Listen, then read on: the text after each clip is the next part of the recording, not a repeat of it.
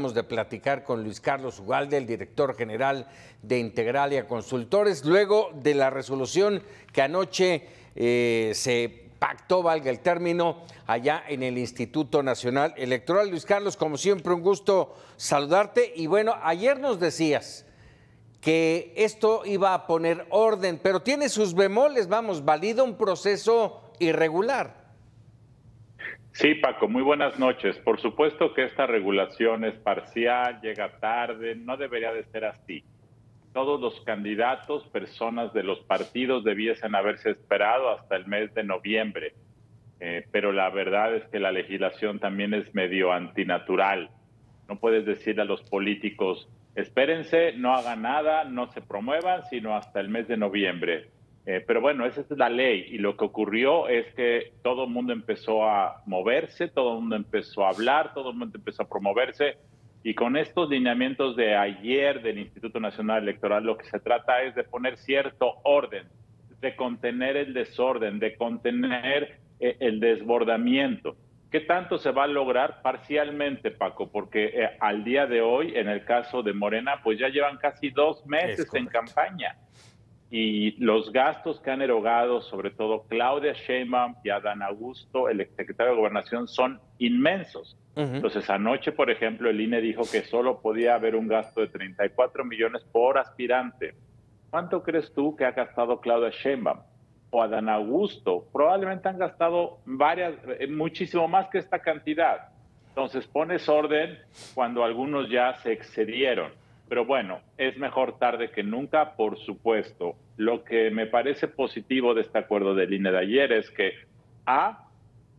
vas a fiscalizar, eso va a contener el exceso de gasto, y estableces pues cierto piso de legalidad, cierto piso parejo. Todos pueden hacerlo y a fines de agosto terminarán y pues eso es, digamos, un cierto orden que se le da al desorden que ya existía. Esta fiscalización, Luis Carlos, vamos, no vamos a tener, el INE no va a tener un ejército detrás de los aspirantes presidenciales, vamos a tener, el INE va a tener que creer lo que presenten estos aspirantes y sus equipos para tener, valga el término, una fiscalización contable muy complicado, ¿no? Y además le estás dando 34 millones adicionales a los que les vas a dar ya en la campaña como tal.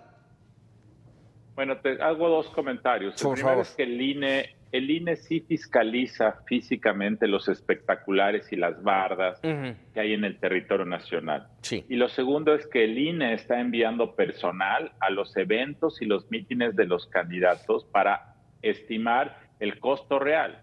Si un candidato te dice que un evento costó 50,000 pesos, pero llegas y hay 20,000 personas y contrataste 500 sillas y contrataste equipo de sonido y contrataste y eso cuesta 1 millón de pesos, lo que el INE dice, esta actividad costó 1 millón de pesos, no 100,000 como tú me dijiste.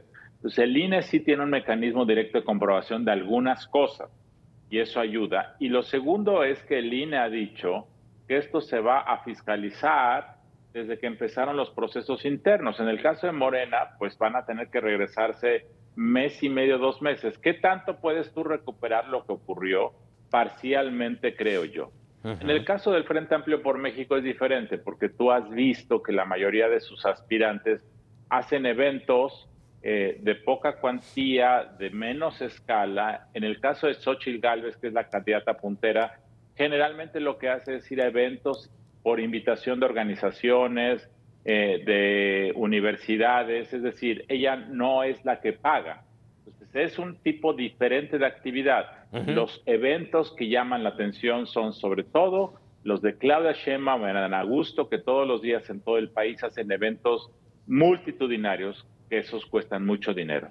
Ahora, y te reitero también, gracias porque esos apuntes son como siempre importantes, Luis Carlos, estos 34 millones de pesos son independientes del gasto que se les otorga ya a los aspirantes en la campaña, y si son independientes también a los 5 millones de pesos que les otorga o que les otorgó Morena a sus candidatos.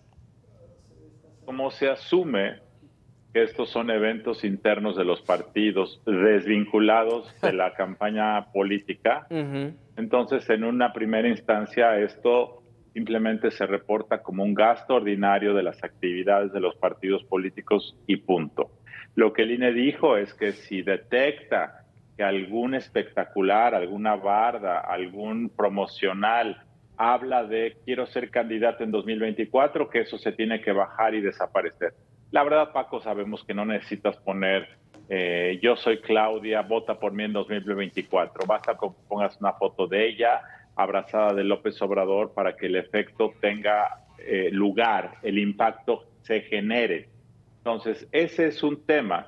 Y el otro es los 5 millones que dijo que el Morena le dio a cada uno de sus corcholatas. Eso es un asunto interno. Lo que el INE dijo es todos no podrán gastar más de 34 millones. Son los 5 millones de Morena más lo que se gaste cada uno, que ha sido muchísimo más que eso, por supuesto. Vaya derroche. Oye, déjame nada más por último, Luis Carlos, ayer mencionabas y comentábamos que en tu columna de antier hablabas de un proceso riesgoso para 2024. ¿Por qué?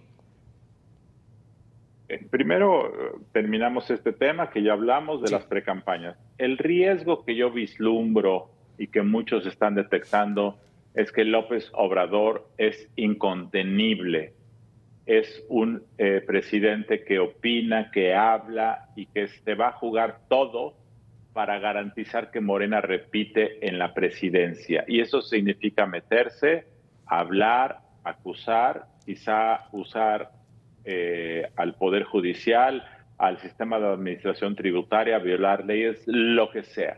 Para él ganar es su principal objetivo. Y entonces, si un presidente con tanto poder en un país con un débil Estado de Derecho está con esa obsesión incontenible, pues es un peligro para el país.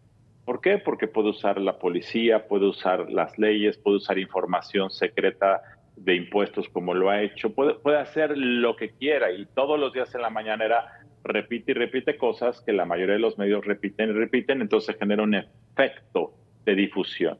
Ese es el problema. Y la Constitución mexicana dice que el presidente debe ser neutro, es decir, debe estar calladito.